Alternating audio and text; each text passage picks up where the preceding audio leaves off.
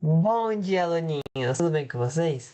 Nós estamos em mais uma aula hoje, dessa vez de biologia, para falar sobre a diversidade dos quinidários, tá? Não vou falar dos quinidários no geral, tá? Tipo, todas as células que eles têm, essas funções, sistemas, não vou. Só vou dar um review geral no primeiro slide, né? Aí depois a gente já passa pelas 4 classes que existem deles, tá? Que, inclusive, é o de cada fotinha aí, tá? E ó, se vocês viram a minha aulinha de diversidade dos equinodermos, vocês vão lembrar vocês vão perceber que ela vai ser bem parecida, tá? Eu vou falar um pouquinho no geral, depois um pouquinho de cada um, aí depois no final da aula vai ter um resuminho pra vocês, tá? Se você quiser tirar print ou só olhar assim pra ter uma visão geral, tá? Fica à vontade, beleza? Então vamos começar, tá? Então, bora lá. Falando sobre os calendários de uma maneira geral, né? Deixa eu já pegar o coisa aqui, com laser. É uma das linhagens mais antigas de eumetazoários. O que é eumetazoário? São todos os outros filos que não são dos poríferos, né? Por quê? Porque eles têm uma cavidade digestória e tecidos diferenciados, beleza? Por isso que eles são eumetazoários, tá bom? E as análises de DNA desses animais nos dizem que eles surgiram há mais ou menos 680 milhões de anos atrás, há muito tempo mesmo, né? Um dos primeiros filos mesmo, quando a gente vai estudar o reino Animalia, é um dos primeiros filos que a gente estuda, né? O Cnidaria. Logo depois de quem? Do Porífera, tá bom? Dos poríferos. Então, é, é, os poríferos, a esponja do mar, ela é um animal? Achei que ela é uma planta. Sim, ela é um animal, por que pareça. São aquáticos, né? De maioria marinha, ou seja, de água doce, né?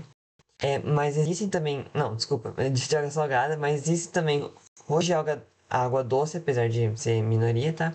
Eles são diblásticos, ou seja, eles têm dois, teci do- dois tecidos verdadeiros, tá? Ó, a epiderme, tá? Que é o tecido verdadeiro que vem do folheto embrionário da ectoderme, e a gastroderme, que é o tecido verdadeiro que vem do folheto embrionário endoderme, beleza? Diblásticos. Eles são protostômios e tem simetria radial. Simetria radial, gente, é que é tipo a estrela do mar, que você pode cortar em 5 partes e vai ter 5 partes iguais. Isso é simetria radial, tá?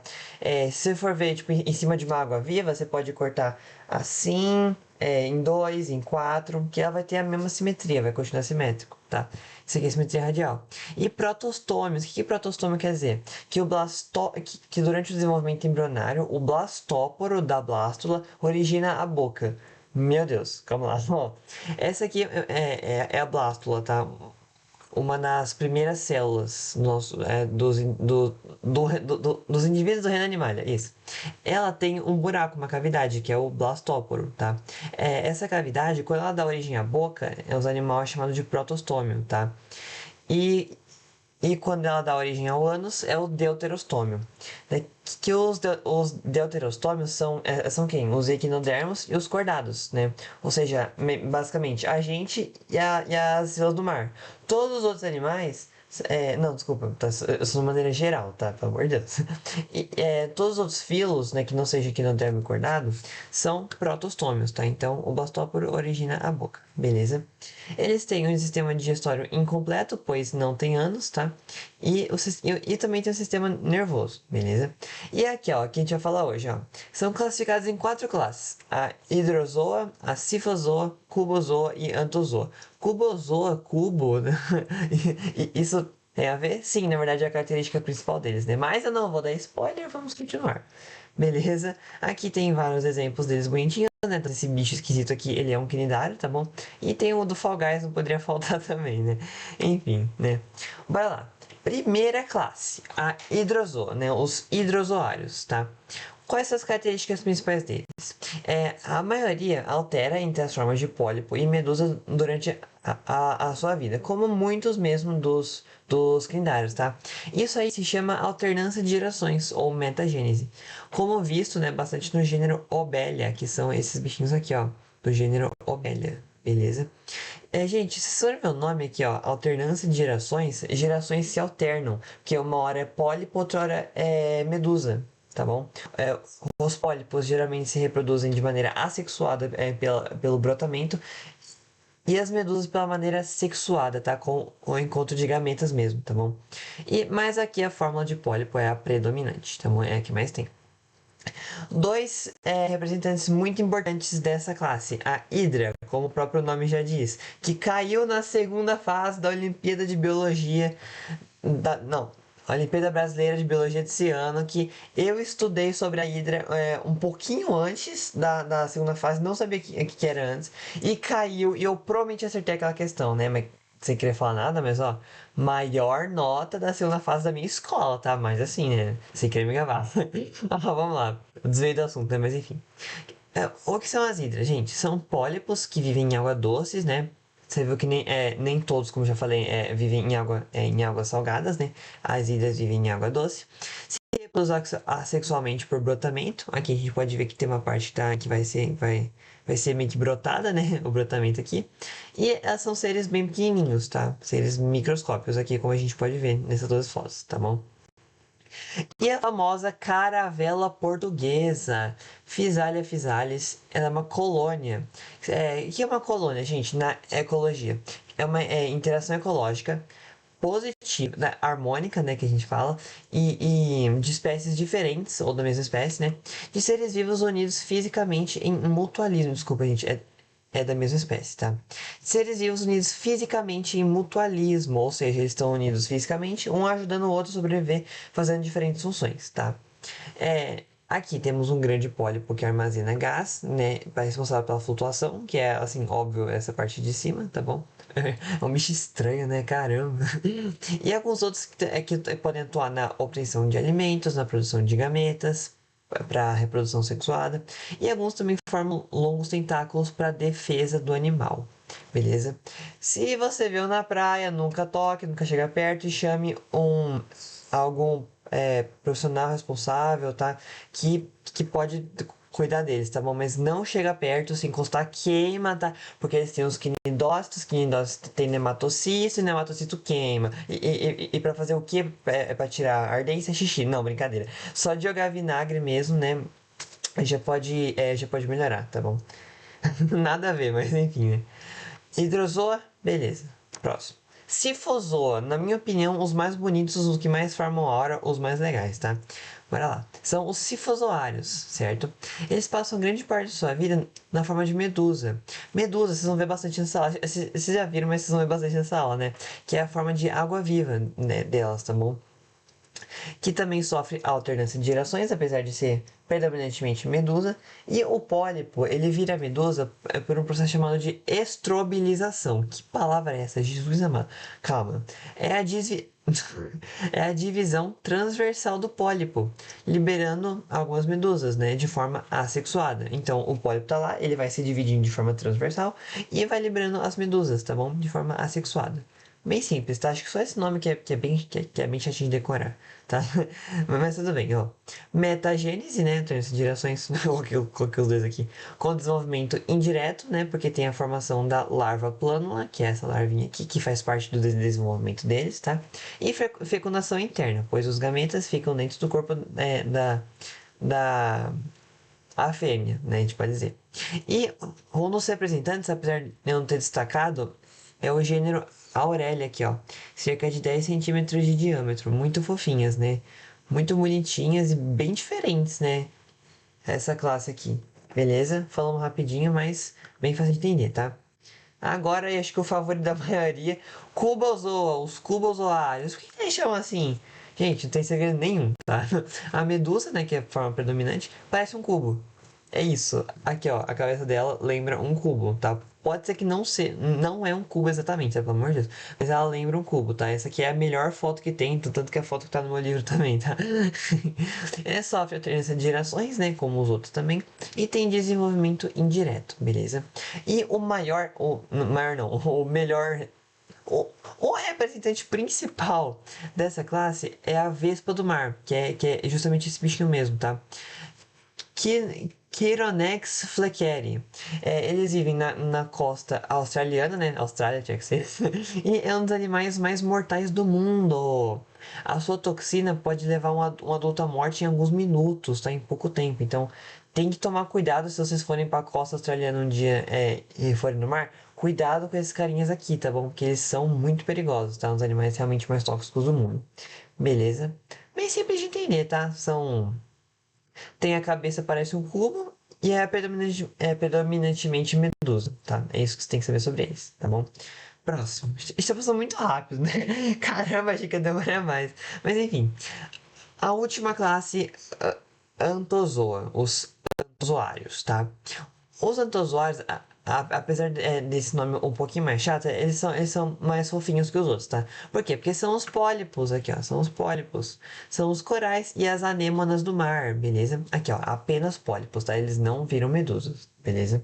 Eles podem viver isolados ou em colônias, como a gente viu lá nos outros lá, apesar que os outros é como na caravela portuguesa, mas a caravela portuguesa não é uma dozoa, tá? Mas a relação ecológica é a mesma, beleza? Reproduzem também, principalmente por brotamento, que é a reprodução assexual comum dos pólipos mesmo, tá bom? E duas coisas importantes que vocês precisam saber sobre eles, tá? Que eles vivem em associação simbiótica mutualística, meu Deus. Que é isso, Jesus amado? Calma. Ó, a associação, ou seja, que tem dois seres vivos juntos, simbiótica. Simbiótica e mutualística nesse caso seria a mesma coisa, né? Elas são mais ou menos a mesma coisa, tá? Mas ó, vamos lá. Simbiose é uma relação ecológica em que a gente tem dois seres vivos que dependem de um do outro para sobreviver. Se, se um não tem o outro, esse um morre. Tá? Então tem que ter os dois para sobreviver, tá bom? Então tem uma associação simbiótica mutualística, né? Mutualística é quando dois seres vivos se ajudam para sobreviver, que pode ser simbiótica ou não, mas nesse caso aqui é. Com algumas algas unicelulares chamadas zooxantelas. Essas alguinhas aqui, elas são muito fofas, são muito legais e vestibular ama cobrar sobre elas, tá? Porque elas estão envolvidas no processo de branqueamento dos corais, tá? Mas eu vou falar sobre isso daqui a pouco. Aqui, e essas alguinhas aqui, elas são responsáveis pela nutrição dos mesmos e pela sua diversidade de cores. Tá, Henrique, mas se elas são, se é uma associação simbiótica, mas depende de outros para ver, ela dá o nutriente, né? Como ela dá o nutriente? Pela fotossíntese, tá? Elas fazem fotossíntese e dão nutriente para os corais, tá? E pela sua diversidade de cores também, tá bom? Mas o que elas ganham em troca? Agora eu vou precisar dar uma colinha aqui rapidinho. Pera aí. Elas recebem proteção e nutrientes minerais, beleza? Dos pólipos dos corais, beleza? Então aqui a gente tem uma estrutura geral aqui, ó, nesses pólipos. Tem aqui as partes dos pólipos e nelas tem as zooxantelas, que são as alguinhas bonitinhas aqui, tá bom? Eu falei que isso tem a ver com o branqueamento dos corais. Não coloquei no slide porque eu consigo falar disso de cabeça mesmo, né? Então o que acontece, gente? Problema mental. Aquecimento global eleva a temperatura dos oceanos da água, no caso, né? Essas alguinhas morrem. Por elas morrerem, não tem mais cor o coral, né? Não tem mais, ele fica branco. Consequentemente, também não tem mais nutriente para eles e eles morrem. Além de ficar branco, eles morrem. Tá bom? Esse é o branqueamento dos corais. O vestibular ama cobrar isso. Eu acho que eu até vou fazer uma aulinha de problema mental. Eu vou colocar 1 milhão de questões sobre isso pra gente resolver tudo. Tá? Porque tem bastante, tem bastante. Mas, enfim, segunda coisa, tá? Ao longo da sua vida, eles vão secretando um exoesqueleto de calcário, de carbonato de cálcio. E isso tem a ver com outro problema mental, mas eu já falo sobre ele. E assim, os seus sucessores vão se desenvolver em cima deles. Tá vendo que o esqueleto calcário tá pra cá? Então, vão se desenvolver neles, criando com o tempo um recife de corais lindo e maravilhoso, ó, como esses dois aqui que são muito bonitos, beleza? Então a gente pode dizer que os recifes de corais, né, as partes sésseis, tá? Inclusive, acho que eu não falei isso na aula, mas os pólipos, eles podem ser sésseis ou, assim, com movimentos bem limitados, assim, que eles mexem bem pouquinho.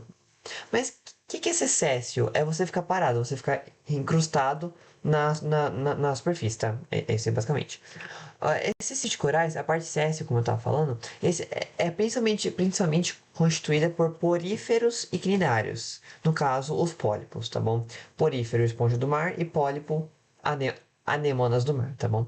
Aqui tem um exemplo bem legal, uma de uma anemona do mar, da espécie Bonodossoma Caesarum. Tem umas espécies que parecem feitiço, né? O nome, eu acho isso muito engraçado, né?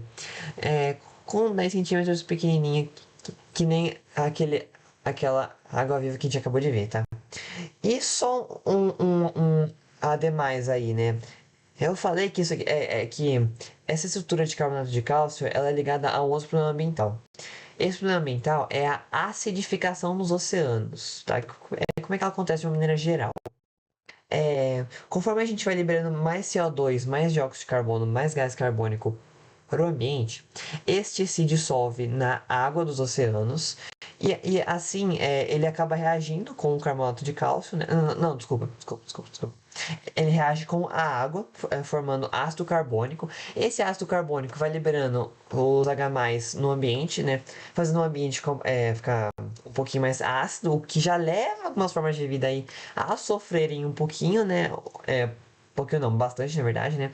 Mas pior de tudo, que reage com o carbonato de cálcio, né? Tem umas reações químicas envolvidas e meio que acaba deformando, né? As conchas de moluscos, né? Mas principalmente os exoesqueletos de carbonato de cálcio aí, desses carinhas aqui, tá? Assim, basicamente prejudicando todos eles. Beleza, gente? Olha, seguinte, ó. Tanto usuários acabamos todas as classes, então, resumi aqui pra vocês, tá? Bem de boinha, tá? Bem de boinha mesmo que foi essa aula, ó. Sobre os quinidários em geral, nós temos os pólipos e as medusas, que são o quê? As águas vivas, tá? São aquáticos, né? De geralzão mesmo. Agora, das classes. Os hidrozoários. Hidra caravela portuguesa, que tem alternância de gerações, né? Todos eles vão ter. Só que esse aqui é mais predominante, porque alguns outros são mais. Que só um dos tipos é mais presente, tá? Os cifozoários, que é a medusa predominante, tá bom? Que são essas águas-vivas bem bonitinhas, brilhantes, legais, tá?